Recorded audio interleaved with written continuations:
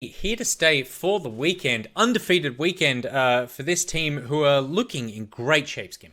They really are. I mean, this is what my sort of ending point there was from the cast is that, we had them in Split 1 in the studio when we had those pre-game interviews with Weston Way, their coach. He was always saying, look, scrims are going great. We've got these ideas. We've got this very clear identity that we have a certain way that we want to do things that is maybe a little bit different to the rest of these teams in the league, but they weren't always getting those results that they warranted. And there was a shaky period that started to really get cleared up by the end of Split 1. And it was quite great to see because we knew they had so much talent. There was so much hype surrounding them coming into that opening start of 2020 OPL. So to see them come out the gates absolutely blazing here, get a 2-0 and against some great opponents as well, puts them up for success.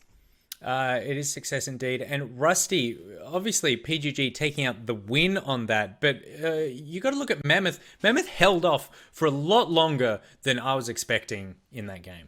Yeah, I mean, Mammoth did hold their own considering how it felt. Like, when you actually looked at the state of the game, you're like, okay, well, PGG are complete control. I don't know what Mammoth do to get back into this one. They continued to get shutdowns, right? They did continue to at least trade. It's just that it all really fell apart for them as the game got later and later, and it felt like the decisions they were making became more crucial, and the punishment from PGG was much greater. We spoke a lot at the end or during last split about the idea that Mammoth, for a lot of these players, this was their first time playing on stage, playing in this kind of level of competition, that they need to get through that sort of first split jitters. Is that something that they can start ironing out now? Because Spawn and I were talking during the break that they are a team with a lot of potential. They are young. They're a young team who potentially have a lot to learn, but is the groundwork there to really build something? Oh, man. I mean, they definitely have a lot of potential just from the individual players on this team. And this is one of those things where you want to look at the coaching staff of an organization, even the organizational structure of them, and say, like, this is something that will support them to achieve that greatness over time. Like, we should never come into a split week 1 and say we expect great things from Mammoth. They should be building to week 10. They have the potential, but so far, I feel like what we have seen is a roster kind of filter in and out and a regression back to step 1 from them. And so I don't know what the new ceiling will become, and have they learned anything from before will be determined through the coming weeks. All right, well, let's see if Mammoth do learn anything. But PGG, congratulations on an undefeated weekend. That is a good way to start your split. A good way for you guys to start your split is with $500 dues in your pocket to spend in the League of Legends store. That is all thanks to NeoSurf. All you need to do is film a video of yourself joining the opening titles call of the OPL. Follow OPL and NeoSurf Esports on Twitter and then share that video using the hashtag NeoSurfWin. You've got until week 3 of the OPL to get those entries in. We'll be judging them and then we will pick the best one. But it's not just the best one. The best one gets 500, but the 5 runners-up get $100 each to spend in the League of Legends store. All thanks to NeoSurf. Full terms and conditions are on watch.lolesports.com. Big thanks to our partner NeoSurf, where your privacy is protected with no need to provide a credit card or personal information. Speaking of personal information, Skimmy, have you ever been arrested or nearly arrested for crimes? This was a conversation we were having last seg. This is not apropos of nothing. Once, and it's actually insanely meme because so one of my best friends back in New Zealand, he was going away. He was moving overseas, gonna go for like 6 months. He was having a party. We're 18 years old. We're on the street walking to this flat party, and we're drinking on the street. And I turn a corner, and a police car just pulls up and says, "There's no drinking. This is like a liquor ban area," and just pulls me out. I'm the most sober person there. I've just rocked up. I've had a shift. The rest of my mates are plastered. They're all like, "Oh, go away, police, blah blah blah blah blah." And I'm just like trying to reason with him. Hey, like, I can just go home. I'm chill. And he's like, "Nah, we're gonna have to make an example out of all of you. We all get put in this cell, and we're like chilling there for a couple of hours. And these people that are coming in are absolutely munted, like off their face, like the roughest of the roughest." And I'm thinking, oh man, I've watched enough like crime documentaries to see how this one goes. And there's that moment in time where you're a little bit unsure as to like how to hold yourself, right? You've got these rough characters coming in. And this guy was like, "Yeah, I got in this brawl and I broke this guy's arm," like this thick Irish accent. And I'm like, I'm going to die here. Like, I look like the scrawny white dude that doesn't have any street cred, right? And I'm like, in my head trying to process, do I try and act too cool, too weak? You know, what's my play here? And I remember the final thing that happened before we got let out was this guy was so munted off his head that he vomited all across this police cell floor, right? And then we're like, oh, what the heck, right? And then this police guy comes across and was just like, that's it. Mop this up. And the guy just made it worse. He just basically turned what was like a gravel concrete floor into just pure orange nastiness. And I thought, so I got this like a little bit of paper that said, you know, you had like a warning, whatever you call it, right? And I hold it dear to me. I hold it dear to me as like one of these moments that I can go, yeah, I'm a bad boy, but really I'm not. So it's quite comical. Oh my God, Rusty, the story didn't end. It just kept going. I mean, once the floor just became an orange muck, I couldn't contain my composure. It's funny. It is funny. I expect nothing less from you. Tone D in the chat. We got some stories from you guys, but Tone D, my favorite one, said that they were accidentally mistaken for a serial robber in their own home city while playing Pokemon Go at an ungodly hour in the morning. Almost spent a night in the cells. So picked up for picking up Pikachu. And a serial robber, mistaken identity. Maybe you were just, you know, shouldn't have been wearing that balaclava. But that's a fun story. Anyone still playing Pokemon Go, by the way? I don't know. I feel like it it seems like it's been consistently going strong, but I feel like most of us, because and this probably includes everyone in chat as well, are just a bunch of avid gamers. Like we got on early and then stopped. Yeah, totally. I feel like I jumped on the bandwagon at the start. I feel like everyone did, right? And it was this really cool initiation to get outside, play games. But I feel like maybe also for our generation, we were like heavily invested in the first iteration of Pokemon, right? The first 100, and now they've released all the crazy new ones, and I have no idea who they are, so I have like no attachment to it. I don't really care. Yeah, like why the hell is there a chandelier Pokemon? What is that? There's an ice cream Pokemon. What the hell is that about? What is that? How does an ice cream Pokemon even live in the wild? How does it survive? It gets above freezing and it dies. I wonder how they continue to like invent new Pokemon. Like, what do the artists do to get inspiration? Do you know what I mean? They like, literally look around wherever they're sitting. They're in the office. They're like, I could put eyes on that, and that would look good. Yeah, we've hit a point. Yeah, where what they do is they'll open their fridge at 2 a.m. and stare at it, not hungry, but not knowing what else to do. They'll see the ice cream, and that's the new Pokemon. Like that's where we're at. 100%. Dawn Plank said they add eyes to household objects. Immortalist says I load it up every now and then. There you go. So there you go. Okay, cool. Moving on in the Nick bag. Brent Jones AU, game or game series that you want to see come back? I was discussing Black and White with my housemate and would love to see a new one. Is there a game series that you would like, or just a sequel to something? That isn't ice cream Pokemon. Yeah, man. I want a Warcraft 4. I think everyone does. The big one. Like, it's very clear. I think we all know that the 3 remake wasn't the greatest release.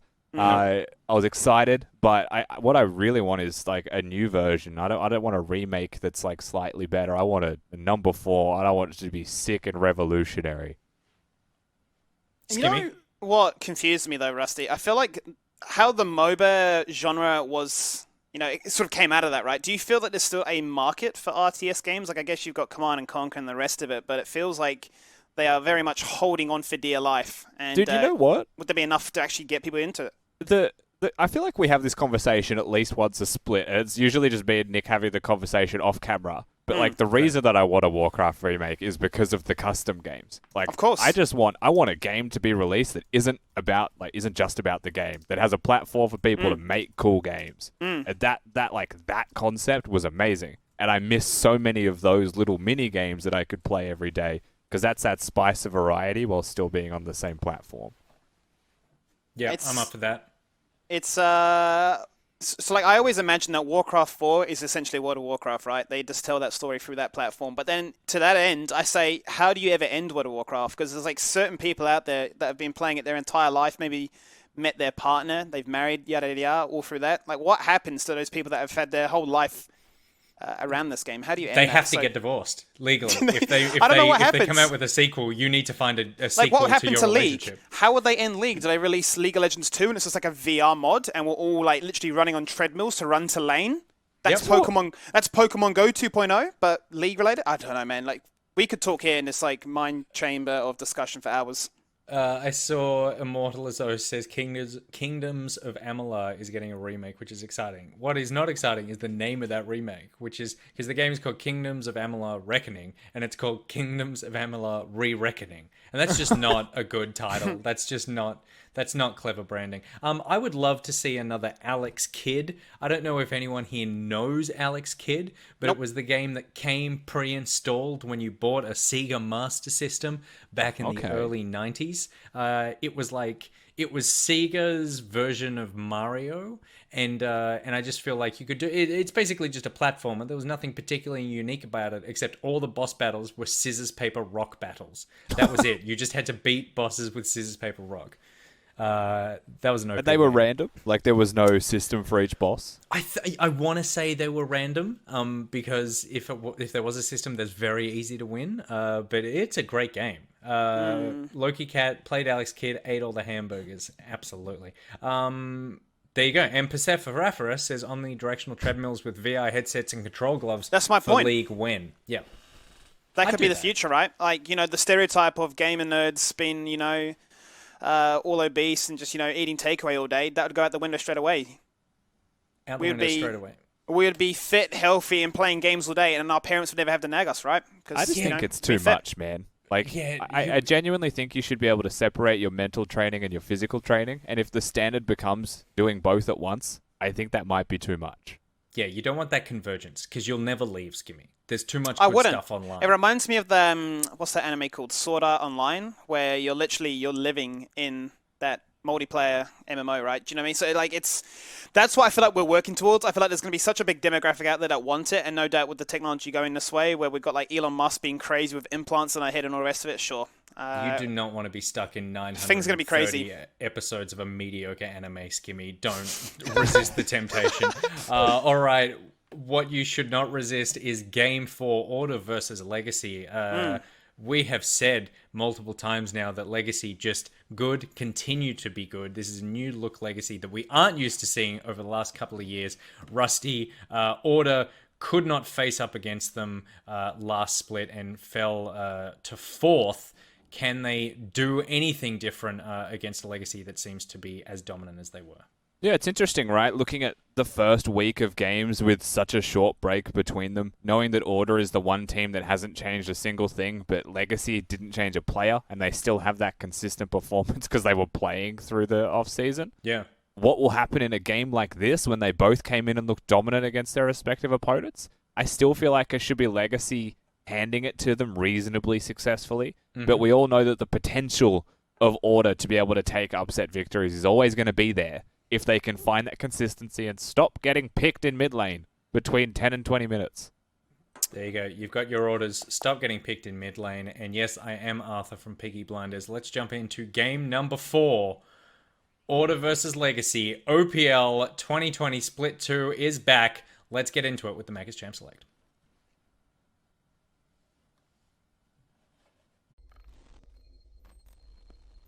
It's not even that it's a massive team fight that's changing it. It's not like it's going to 40 minutes, it's going to 50 minutes, and it's just a nail biter. It's literally Direwolves just outplaying them in every position at the moment. You spend your whole split working towards something with like 4 other people that like legit share the same vision, they share like the same dream. Everyone wants to win. So when it's taken away from you in like the shittest way possible, like it sucks. I just think that our mentals got a little bit to us in the actual game, and the reverse sweep, for most of the part, was mental, I think. But we were definitely considered to be one of the top teams, and I believed that we could be a team that could win this. So to finish 4th was like, yeah, it was like a huge disappointment. But we have one more chance, so let's make the second split the best we can, because like legit the last thing I'd want to do is feel that same feeling again.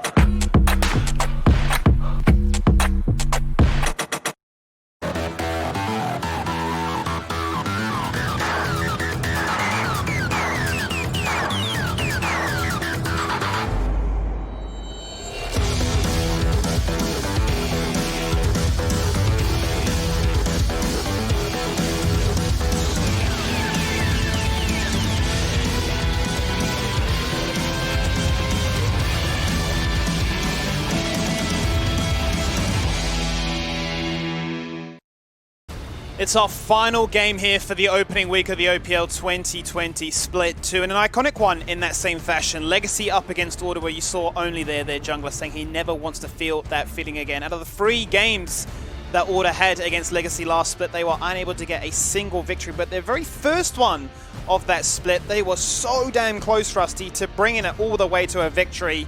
You talk about the 10 to 20 minute crazy period. Hopefully that is something they've patched up here. Yeah, you would hope so. Of course, that is one of the quirks that exists with this organization, with this playing squad, so we're not exactly sure. And what we do know is that the players have a lot of trust between one another. It's not just about staying strict to the game plan. It's about taking opportunities that you think may exist, and that's kind of, I want to say, a big part of why that does happen. You know, there was moments in the first split where I was like, oh, guarantee Rare 7 dies here because he's just going to take the fight, and it's not because like he's not aware that he's mispositioned, it's because he wants to take the fight and see if he can. And like that does happen, so you have to be aware of that, but against the best teams, you can't do that. Already interesting here, the bans that are coming out from Order, the double support ban, given the fact that they can flex it with Tapoon and Isles, who are very fantastic at both those champions. But the flip side of that, Legacy here showcasing that they definitely know who to target. They've put 2 in terms of Harry. He's been a big advocate of the Azir, and despite having the ability to first pick their own, they know how much Swiper loves to play it. They don't want to give him a chance to play that one here. And they've gone for the Kalista third with Aphelios up and available. And that does make you wonder here if that Karma is just going to be going to Topoon or going to Tally. It's entirely possible. And now that the Kalista is locked in, you're looking at the Taric, but you've also got other champions that can go with it. Of course, the Braum, the Rakan, there is things available. And of course, without hesitation, Order will respond with exactly what I want to see from them. And that's something that can deal with the Kalista pretty handily. It's impossible to play the game if you have a Nautilus on the other team, he presses R on you, and you don't have a Taric ultimate to keep you alive, or a Morgana shield, as you can see from the ban scheme. Only's going to want a nice, solid performance in this game, because the last 2 times these teams have met, Babip has definitely had his number in the interaction of getting his team online and making sure that Only is unable to scale on up and be a threat in his own right. By Babip getting into the Nidalee territory, going to give him an opportunity to be a carry, veer away from the memes of being known as a tank player or a Sejuani one-trick, if those memes continue to be present. But he's going to have his fun here in this game here. And as you say, yeah, the Karma, I mean, we've seen with Tally, he's very, very willing to play whatever his team needs because he knows he's got the reliability into Poon and Raze to come online. We talked about him going for the Galio option, the Twist of Fate yesterday showcasing the Victor. It would be nice to see if they were willing to flex him with the Karma as well. Yeah, it's entirely possible that he will. We're looking for a physical damage dealer, though, to be in one of those solo lanes at the very least, so yeah. My eyes are still peeled in that direction. I was going to say Jace is a possibility, but both of those carries that are already locked in, the Ezreal and the Graves, have a lot of resistances just built into either their build or their kit. And Jace being primarily a lethality builder, probably not ideal. So we'll see where they choose to go, what kind of physical damage champions are up and available. Set obviously goes without saying, he's still a present option. Flexing there with a Twisted Fate for a second, but they do decide to lock in with the Orianna, the joint equal most played here for Harry. That with his Azir as well, so going to be very comfortable in his matchup, going in blind. It could be the Kalista top. Could be. And this is what, you know, Spawn has been always so damn vocal of with the Kalista, is you just don't know where it's going to go. You don't know how to really draft up against the Poon, but if you do lock in with the Taric, you'd imagine that is going to be the insanely strong bot Joe, given that Fresh has been taken away, which appears to now be the new variation. So the interesting thing with the draft of Legacy and how the Nidalee is kind of involved in this one is you could be a poke composition with a Karma Nidalee, but they've gone for the Kalista Taric, which is much more about the mid-range engage, so mid to close range, and this last champion could either commit fully to that engage as well, something to complement them. Their composition could use some extra engage from range. The Maokai is one of those options, but again, like mentioned, they need the physical damage more than anything else. And so they're going to go for the Gangplank, and of course you would expect that is in Topoon's hands. And while it's not a hard engage, it is a global soft engage tool. And it does have a lot of value, especially around objectives, as we await Order's last pick. How strong is it being when we have been given a chance to see what Tapoon can do on this pick? The ability to influence all of those lanes, add to this idea that they can play as a global composition, win on their own forefront, but win together as a team, build up those leads and play it from there. Not unheard of to also see their Swiper once again bringing us with the Rumble. Played it once last split, veered away from the likes of the Bruisers and the Tanks and showcased that there is more variation in his kit. So got two well-rounded compositions here. Yeah, we definitely do. Of course, I want to say that both of these teams are reliant more on their bottom lane 2v2 than anything else, team compositionally, and how they're able to interact. Nautilus being one of the major engage tools, of course, as the Taric Kalista is for the opposing side of Legacy here. Karma, Orianna, they can deal some damage, they can build full AP, but they are also innately supportive by design. You've got Nidalee who can farm fast and was picked into the Graves. Both fast farming champions, but the Nidalee also has that heal and can keep your team alive. Gangplank is able to be weak-sided potentially, and is against the Rumble, who can also have that mid to long range, lay down the red carpet and be very useful in team fights. Gangplank has the kegs and the ultimate. So all of this to me is like it's a top to bottom game where they'll be playing towards their bottom lane or trying to get those two people at least in a good position on the map. Yeah, if they can get themselves online and shut down this Kalista comp very early on, then there'd been a fantastic situation. Obviously, they have so much damage that can come online, but they will have to play the mind games, the mental mind games, to try and duke out the Cosmic Gradients from this Taric that makes his entire team invulnerable if they are stacked up nicely. But the follow-up that can come as a result afterwards, you know, the Equalizer from Rumble, the Shockwave to set things up, the amount of engage tools for Orianna to add into the mix to land the ultimate, more importantly. But this is it. Our final game of the day, the final game of the weekend to open up the accounts here for a brand new split in the OPL. Legacy up against Order to see if they have what it takes to really discredit what happened in Split 1 and bring that belief coming into Split 2. And let's discuss a little bit further, Skimmy, just what that Taric ultimate that you mentioned looks like in this game. Because if a Nautilus presses ult, right, you've actually got a window of opportunity to just press it yourself reactively. But if you've got a Rumble Equalizer, you've got an Orianna Shockwave, you know, if these things are coming down, they're instant. And for a Rumble Equalizer, half the damage is applied on use as it lands on the ground. It's very hard to actually survive through that. But the thing that Legacy do have is a lot of sustained ability to put damage down while keeping themselves alive through the heals that they have. And that may be a big proponent on how they want to play this game out, is they might actually cop an ultimate here and there and just sustain through it, push through, and continue the team fight when they re-engage on their terms. I think that might be something that would be very valuable for them if they can execute that in this game. So what I wonder as well there, Rusty, is like, you know, you're looking at this. Yes, you've got the 2.5 second wind up there on the Taric ultimate, but essentially, all things considered, Legacy have 3 supports fueling Raze, and we know exactly what he can do. Not necessarily known for being a destruction in the laning phase, but definitely when it comes to the team fights, he had the most amounts of triples and quads for Split 1. Yep. Very much a case of, why wouldn't you invest and say, here's our win con, let's make sure he survives. Yeah, he's a team fight monster. Legacy also have proven that they're very good at buying time, just waiting till they get to those team fights anyway. So it wouldn't be too surprising to see that one happen. However, we look at the composition that they've got, the Kalista Taric. It's very strong at level 1, level 2. It's also very strong at 1 and 2 items. Their spikes together are nasty. And so they could actually consider playing for the laning phase itself. And if we pan down the bottom right now, Ayla has 0 HP and used both of his summoner spells. That's one of the things this 2v2 can do. So don't sleep on the fact that Raze can be a nasty laner if required. And that's even before that level 2 all-important power spike is going to show face here. If another exchange were to take place, make sure that they can really come in clutch. Now going to rotate through the Tribe Rush, buying his time, trying to allow Ayla as much time to get the health bar back up. In a situation where he can find a hook and not fall on down. The hook goes straight through the middle. They dash back and the stun connects with Graves. Oh. Now he's the focal point. The Ren stacks up. And I tell you what, if Raze got that double buff, Order were in so much trouble. Yeah, that was one hook away from being a potentially better engage, but they were committed to the cause. They wanted to just do some damage if they could. But unfortunately, it goes the other way around. Only now, of course, his level 2 on his Graves needs to start clearing some camps to keep up to Babip, who is about to tick 4 as he takes these Krugs. Nice little start there from Legacy, just purely from playing the game out in their laning phase, as they do. Valuable information that Legacy were able to achieve from that one to survive, and not only that, but bully out only to make his jungling life just a little bit harder. Allows Babip to go for a nice little invade, steal the entire top side of his jungle, build himself up a lead, hit level 6 as quickly as possible, and do what Nidalee does best. Yeah, get that completed jungle item as soon as possible and be an absolute powerhouse running around the Rift. Graves, of course, a little bit more versatile, but still able to farm, get towards those items, and still be a big nuisance running around. Just obnoxiously tanky for a character that can build full damage, is what you often see from him.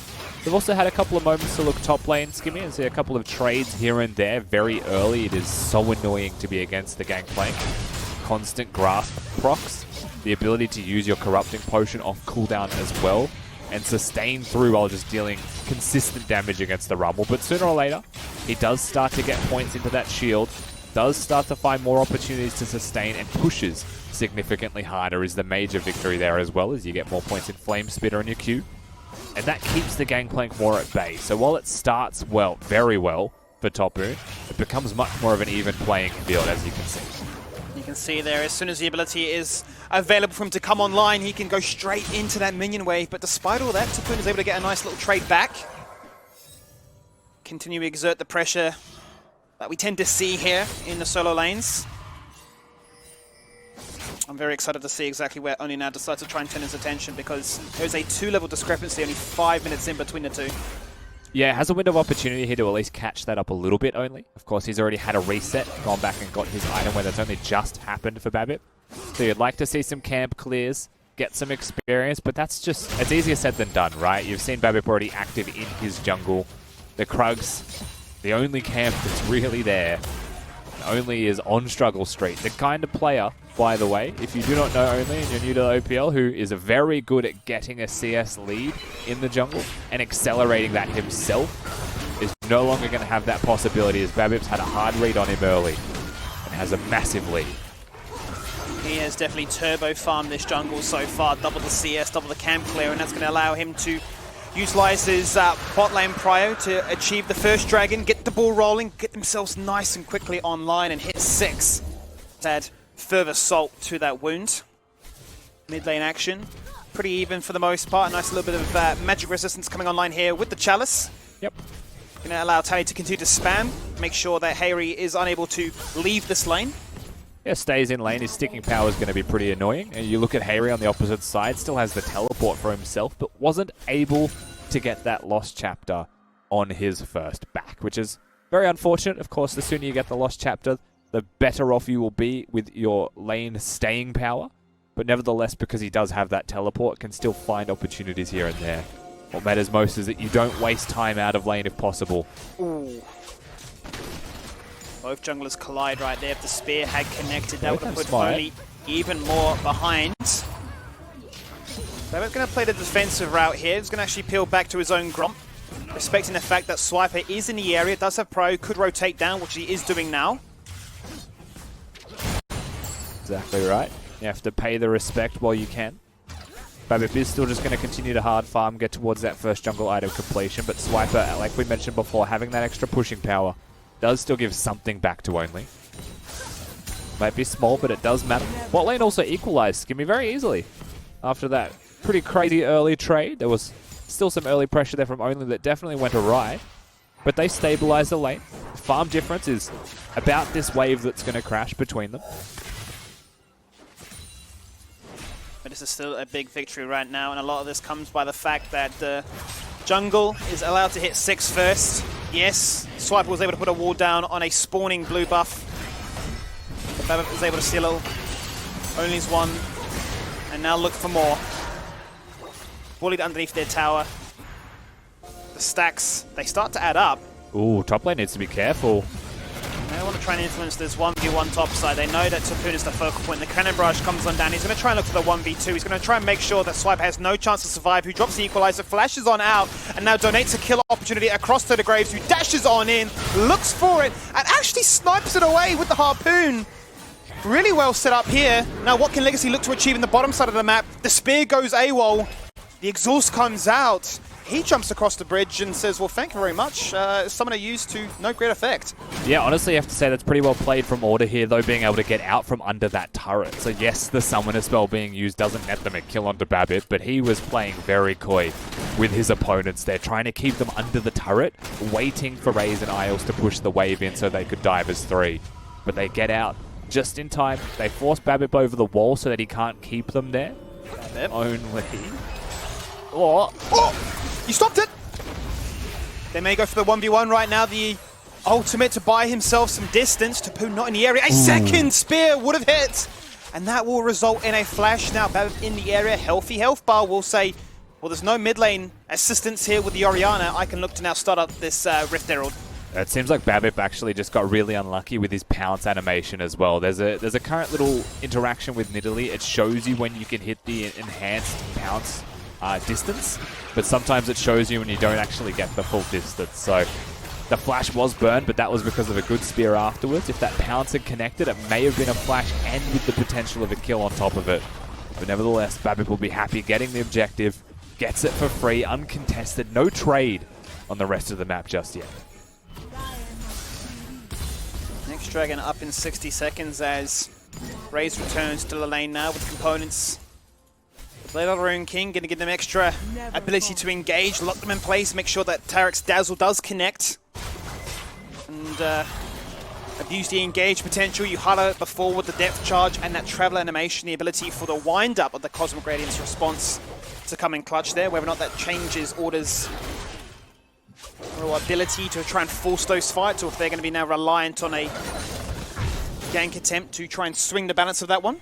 And a very against the flow kill happened in top lane before, and it went to Swiper specifically. He was able to come back in and hit the Electro Harpoon to lock that one down. So now that means that Swiper, and when you compare these champions in top lane, is going towards the magic penetration build, and is very close to getting both of those items on. Once he has that, or it may just be like the Leandries that he's building towards, but either way, he's going to hit his item spike very soon, and it's a cheap 2-item spike. You compare that to the Gangplank once the one major Trinity Force online, slightly more expensive for him. Swiper's going to be able to be active on the map sooner, and with a little bit more impact potentially there as well to his name. So you want to see this push that he's already doing be consistent, continue to happen, unlock himself with the teleport advantage that he has, and once he hits those item spikes, make plays around the Rift. It could happen at this objective, and he's already teleported. He is indeed. He is looking for the play right now as the second Dragon has been initiated down to 2k. An initiation with a Fate's Call chucking out their member, but Harry caught in the rotation. Bev snipes him out for free. They sacrifice the Dragon, and they pick themselves up the kill. They still have the Herald, and that is their priority right now. But is Babip done? It doesn't appear to be the case. Oh, a flash through to Ayla. He doesn't miss the hook that time. Tally flashed it across to his system. Gives him a shield. Tally absolutely coming in clutch right now. Gets himself a double kill, and Raze unlocks himself with the barrier and says, Order, you thought you had a chance. It was a bait. This is how we play the game. And with the teleport advantage, they lose the engage. They do get the Dragon Order, but they weren't even able to get the kills. The disengage from a Kalista and a Tarek just proves to be far too powerful. And then the staying power, like we mentioned from the draft, the Nidalee, the Karma, the heals and shields that can come out of those two just proved to be far too much for Order to deal with. They mechanically hit all of their abilities. They just didn't have the damage to hit that one home. And now they're going to lose a top lane outer turret as well at the same time. And any advantage that existed in top lane has been reversed. The staying power there was just so damn strong, and it's really unlocked these two in particular between the Nidalee and the Karma. Now on those Dark Steels, 5 and 6 stacks respectively. Look how close it was here. And, you know, Ayla does hit the flash hook, but there was just a massive cannon coming out of Tally to lock that one. The shield keeps him alive, Babip with the heal afterwards. And it's also a Guardian shield, I believe, here as well, coming out of Isles on his Tarek. Even if they look like they're about to get the kill, their Order, there's too many shields to keep those players alive. And it's just so annoying to deal with. And that has exploded this mid-game wide open. 13 minutes into this one, and just like that, Legacy give themselves a 4k gold lead buffer, and that's even without that Herald being used to try and find some extra plates in this final minute. Yeah, waiting to see that one. We'll have to hold that thought for a second. There's Ayla's about to cop a beating. Nice little Ezreal ultimate and Rumble ultimate going to be layered, but I really don't think anything comes from that. They're just using their R buttons to be opportunistic about it. Maybe pressure in bot lane, though. They still lose from that, ultimately. True Shot Barrage to try and pad their health bars a little bit lower. The hose comes out to slow them in place for the equalizer, but it just wasn't enough to lock them in place to deal with the damage. The turret falls on down, perfectly timed. The second, as Topoon's actually done the same top side as well. It was a Jungle good spot. Belongs to Legacy. where they were fighting was correct. They're actually diving right now. They want more, and that's the depth charge windup you talk about. Now they are invulnerable. Take the tower. It does not matter. Rare can do nothing but merely watch on as the cannon barrage comes down nicely to buy Telly some protection on the rotate through mid. Yep, buys them the zoning, keeps everyone away from that bottom lane inner turret as a defensive measure as well, so they'll break the second objective. And now Legacy well and truly in the driver's seat in this game. It's 5-1 in kills, but it's 6,000 gold between both of them respectively. I mean, this is the dominance of the Legacy team. This is definitely still your split one winners, except for that Q onto the cannon from Topu, and everything else has been wonderful to watch. Swiper can hit that Oblivion Orb power spike, given that there is very little magic resistance on the side of Legacy. Apart for the Athenes, he will start to hit true damage when that Flame Spitter comes online, but Tapoon hasn't been too really upset by the attention shown his way. He'll just run into the jungle, 1v3 and say hello, but flash across and buy time for his team to come for the rotate. Mr. Topoon is the one on struggle street really here from Legacy's point of view. Ray's very aggressively going forwards here. He just wants to blast himself in, chucks the Pierce for some mobility, looks As for the you fight. do. Okay, is the vision going to go on down? Ayla hooks himself into a wall and spells disaster, quite honestly. Now 0-3. Unable to find the initiation attempt that they were after, and that's a nice little dash from Oli to make sure he isn't a quick second casualty. Yeah, he wasn't caught looking somewhere else. He's going to get the nice dash to keep himself out to safety, but still, you saw the just pure confidence out of Raze there on that Callista going over the wall by himself. Remember, he didn't even have his ultimate, nor did Tarek to keep him alive there, so just full mastery of the battlefield right now, knowing exactly his limits.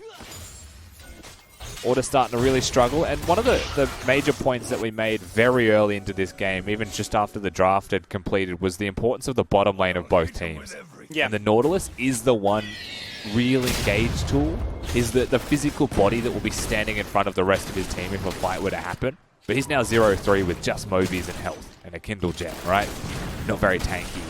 And he's been hooking away. Like, he hasn't always been hooking forwards. It's a hard life to be Order now. His ability to try and influence this game has definitely been impacted, for lack of a better word.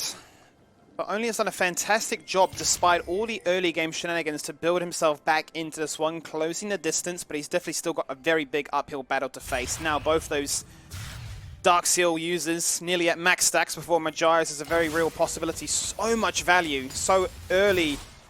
6k gold difference at 16 minutes.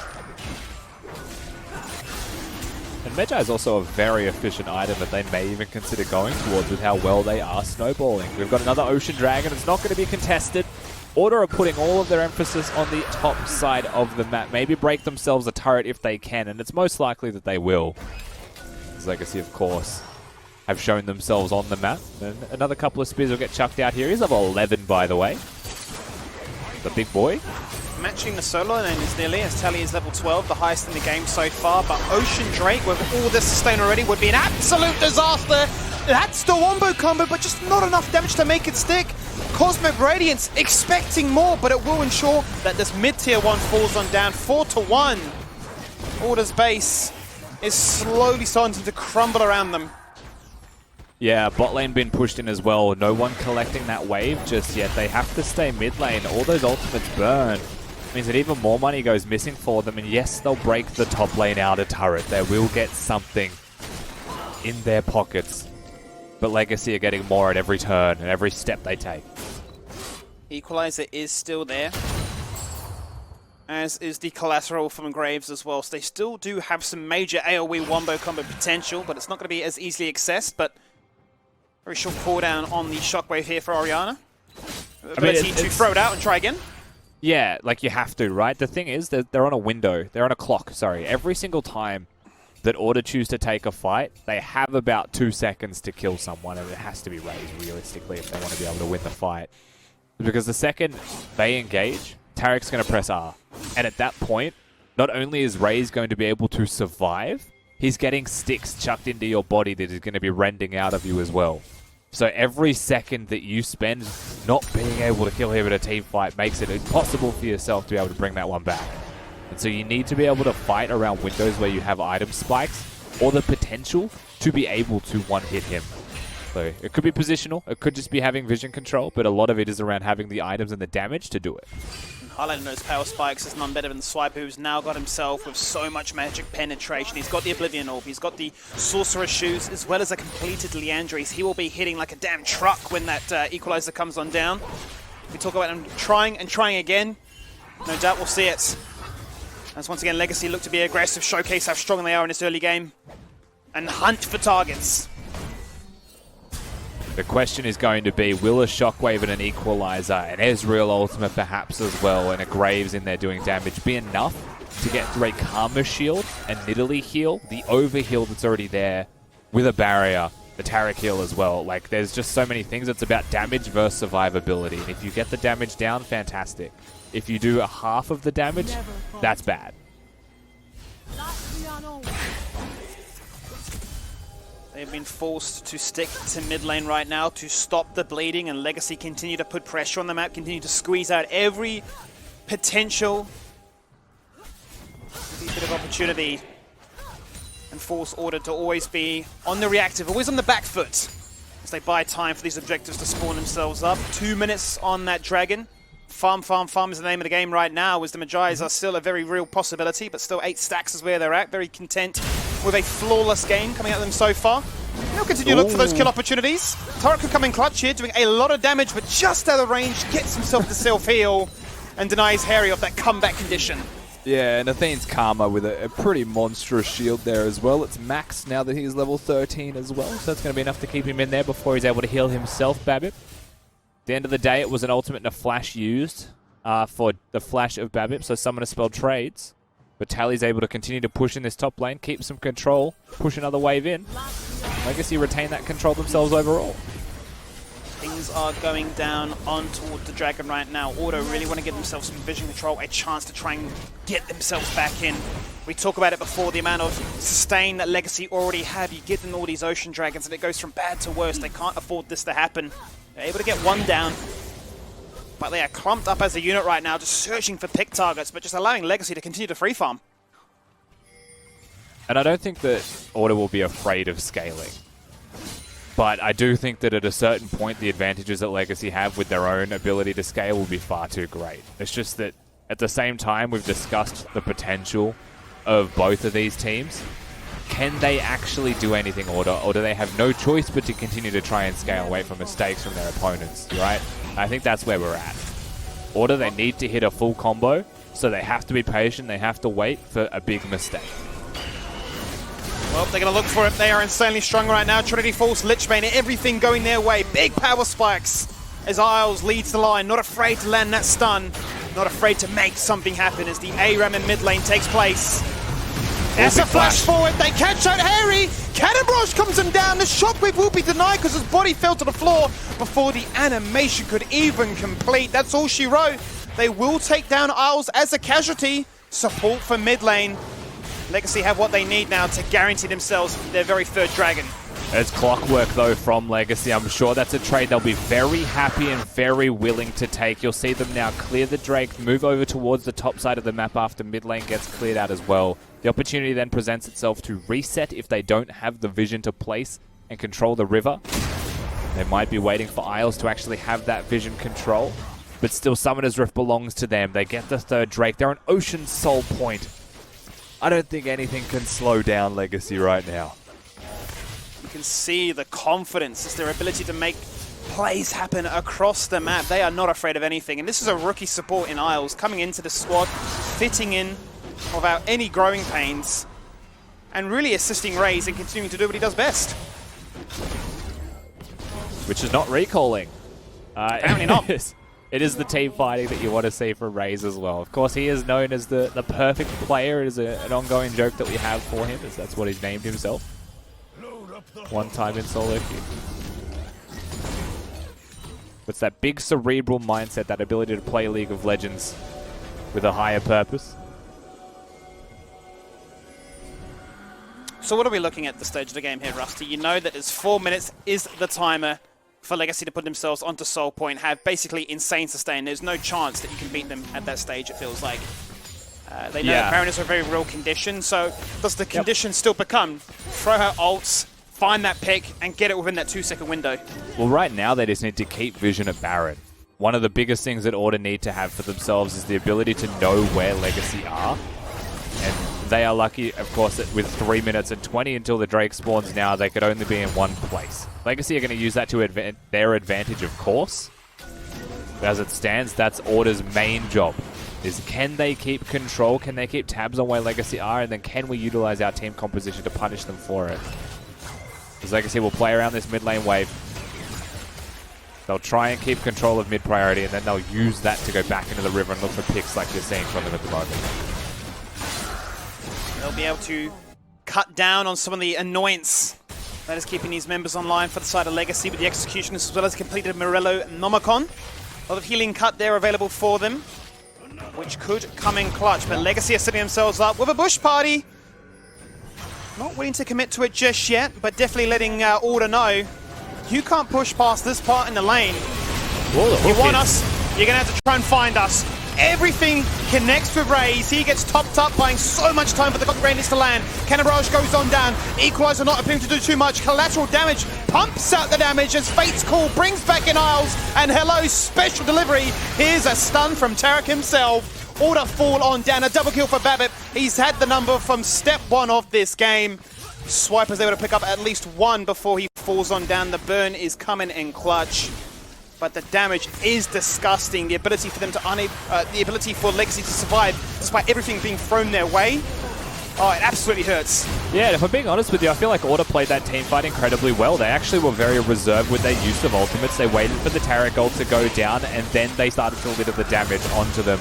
It just felt like a foregone conclusion. The game felt a little bit too far gone by the point that this fight had really broken out. The Raze was untouched, or not untouched, but unstoppable, and able to sustain his way through all of the damage that was thrown at him. And Isles looked like he was going to be the one to be sacrificed for the team, but of course the Kalista ultimate comes in clutch. But look at the shield that goes on to Raze after this hook connects. And it is a good hook from Ayla. Like, he's going to survive perfectly fine. He stays at half health until that shield comes on. The Rumble ultimate does a lot of damage. The Grave ultimate litters them down as well. And another good hook from Ayla. But he just dies because Kalista pulls them back in. And just able to free hit Topoon during all of this as well. And don't forget how much damage Babbitt's doing. He's not just a heal for the team. He has a Lich Bane, and he's got his Medjais ready to go.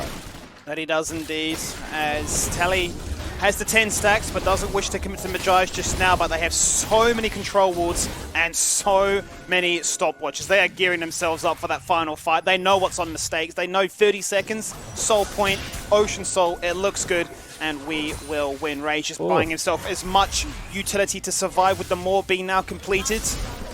Does not want to fall victim to this one-shot, one-bow combo that Order keep throwing his way. Does not want to be fully reliant on his team. Miles lands the stun to start things off with, but you can feel the tension. Yeah, but you can see the Baron, right? The difference that it is going to make. It was easy for Order before to just hard push this mid lane. No longer going to be as easy. Topoon able to play much more aggressively, as is Babip. And once again, Hayri has no blue buffs. He didn't have it before the last fight. He's not going to have it for this one. He's starting to run low on mana with the build that he has. Legacy continue to play slow, and sooner or later, Order have no choice but to take a bad engage. True Shot gets chucked out. Nothing gets connected with. Sidestepping on the spear. Oh, that's a beautiful flash stun though. Connects on towards two. Equalizer not going to do anything. Cosmic Radiance buys them so much time. The bot duo Legacy are perfectly healthy. Isles and Raze playing out of their mind, but that's not taking anything away from the rest of their team. Okay, Babip. Okay, we've seen enough here. All right, bud. They'll keep chasing Hayri with no mana, so he is basically just doomed to die. Tally actually flashes to secure the kill for himself because he can. And now they'll go back towards the bottom lane inhibitor, and they should just be able to end the game in this push. Very clean from Legacy. They are still the team to beat. They are your reigning champions. And they are champions for a reason right now. There is no slowing down. If you are a Legacy player, they win the game 28 minutes in, 15 kills to 3. It was decisive, and it was clean. Yeah, they've stamped their authority down on the league already. We're 1 week into the OPL. We've only seen them play 2 games, Skimmy, and I think it's fair to say that they are just still your red-hot favourites, and I'm not sure who can contest them at this point with the way that the rest of the league has been playing in this first week. Order looked good in their first game, but in this one, they were definitely just outclassed by Legacy's ability to play League. Legacy loving life as it stands right now. We're perfect 2-0 to start off a brand new split, but that does it for this game. We're going to throw it back to Nick and Spawn, who rejoin us on the Hangout. This time we're not throwing to a break. It's not scuffs. Nick, we're here. That was a very eloquent intro. Thank you very much, Skimmy. Well done to Legacy, as you boys said. Just dominant, as always. Spawn, I don't want to throw to you, but I'm going to throw to you because that's what it says. I said they're the favourites, man. It's did. not like I'm not delusional about how good a Legacy is at the moment. I think they've got the whole league on kind of notice right now.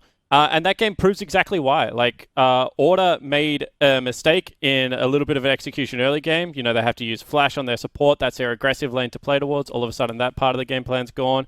And then they challenge a dragon that maybe they should have, maybe they shouldn't have. They had teleport advantage, but Legacy's comp was way better early game, and they still had a global ultimate. And, I mean, it's just, if you make 2 mistakes against Legacy, to be completely honest, that's probably too many mistakes to make.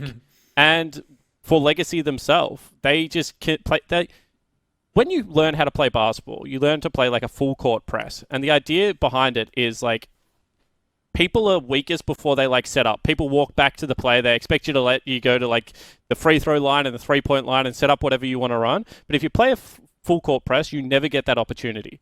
And Legacy is the only team in League of Legends in OS that plays like the full court press mentality. Like, they don't let you go for recalls that you should get if another team did it. They will like challenge you and skill check you. And they don't let you get away with bottom lanes that are farming lanes. They like skill check you again. And I think that this game is like the perfect embodiment of like skill checking, but not going too far. And that's why they look so clean when they play the game and other teams look messy. They look so clean indeed. The bar has been set for the OPL for Split 2, and once again, it is Legacy that you need to beat. Let's take a look at the results from today, because while we know how that game ended, for those of you who missed the beginning, Chiefs took down Gravitas, reclaiming some of their pride for Game 1. Avant taking down Direwolves, which was probably the surprise of the day for Game 2. Pentanet.gg besting Mammoth. And finally, Legacy dominant as they have been for a while now, taking out Order for game number 4. So that leaves us with some standings, I believe. So let's take a look at the table as it stands right now. Do we actually have standings? Do we have it? I'm hearing no standings. Come on, it's so good. I mean, we had to end it that way. That's how we do here. Let's take a look at the schedule for next week, because next week I'm sure there will be standings. But in order to get those standings, first we have to have some games. Chiefs versus Avant. Game 1 for Friday the 12th of June. It's then Legacy taking on Gravitas. Direwolves versus Mammoth. And Order v PGG. Game 4 next Friday, starting 4 p.m. Sydney time.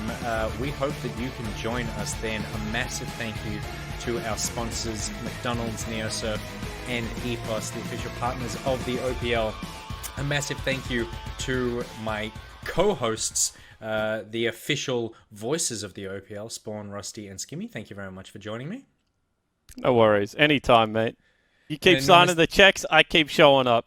I do keep signing the checks. I don't know why they let me do that. Big thank you to production as well. And then a massive thank you to you guys, of course, for watching. We hope to see you all again next week.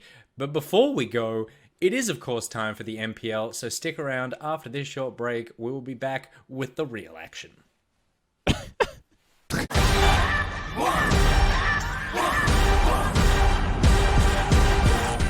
Today is the NeoSurf Cup, and we're going to be playing against Misfits, so hopefully we can bring home the win.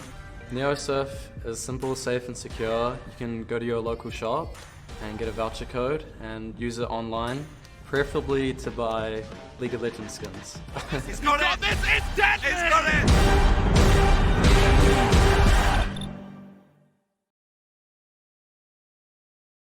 Welcome to the 2020 OPL. I am Nick Boy Richardson. And that's a beautiful hemo play onto multiple members. He gets himself a double kill. It's Raze doing what he does, the team fight king.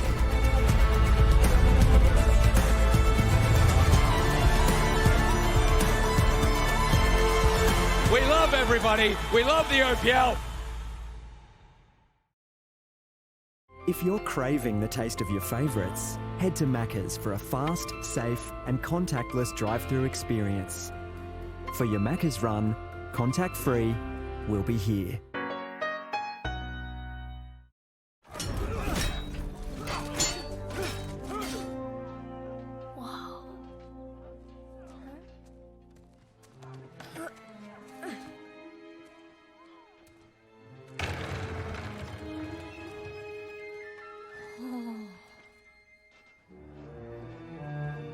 Stop! You're gonna get us in trouble!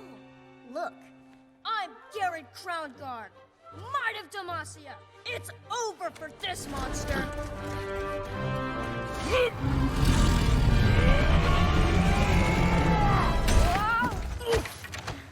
You're spinning the wrong way. Listen, beast. You don't stand a chance against Fior Leroux.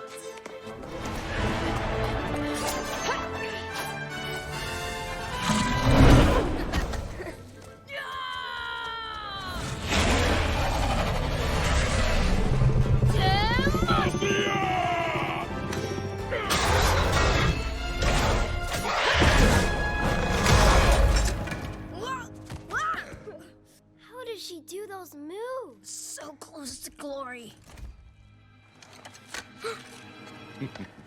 Decent footwork. Need to watch your guard, though.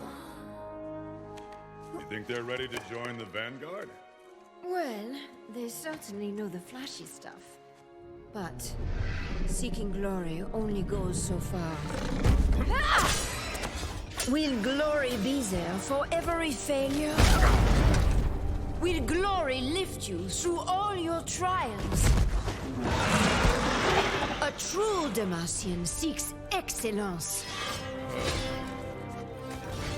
So when you face death's terrible jaws, you will not falter!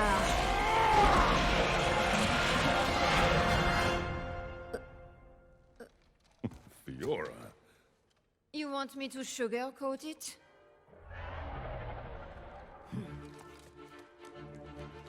You keep at it.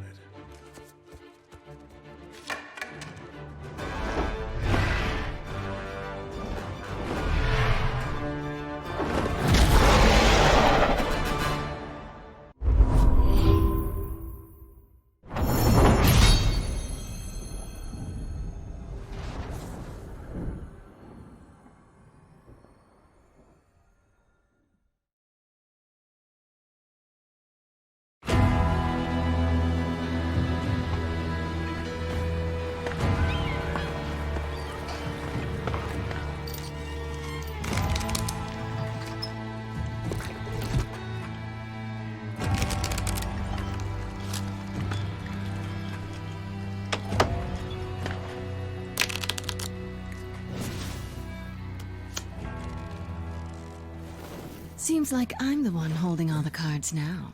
Well played, Captain. You finally landed me. Don't flatter yourself. I'm after a bigger fish. Your partner. Now, Graves is too smart to walk into a trap. If you think he'd be stupid enough to bash... Let him go and nobody gets hurt. Damn it. Dumb luck is a gift of his. Oh, is it?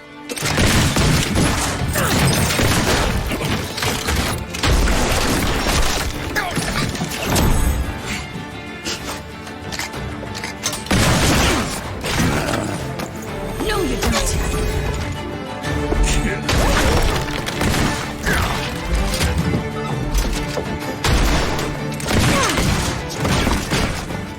I got you, brother.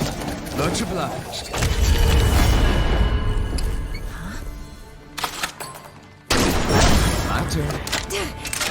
All right, Missy Fortune. Nice and easy. Don't make any more trouble. Okay, you win. So who gets to collect my bounty? Well, by arrangement, we always split 50-50. Nah, hold up, 70-30. What are you talking about? At the time, I'm pretty sure I just saved you again, which means I get the bigger I had it cut. perfectly under control until you came forward. You were upside down like a piece of... Call that shit. Get your elbow out of my mouth. That is not my elbow. Stop moving. You are a very large man. Shh. What was that? As promised, 2 for the price of 1. Excellent. Your quartermaster. Oh, thanks, Captain. You're lucky I like you. These two will make a worthy sacrifice to the beasts below. Prepare yourselves for 1,000 years of suffering. Hold on a second. Talk this out, right? I missed that scene. I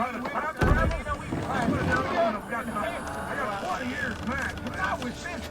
I'm talking about. Don't worry, this isn't your last hand. Let's go before this gets ugly. Looks like the tides of Bilgewater have shifted again, my friend. Let's get out of here. So long, Sea Witch!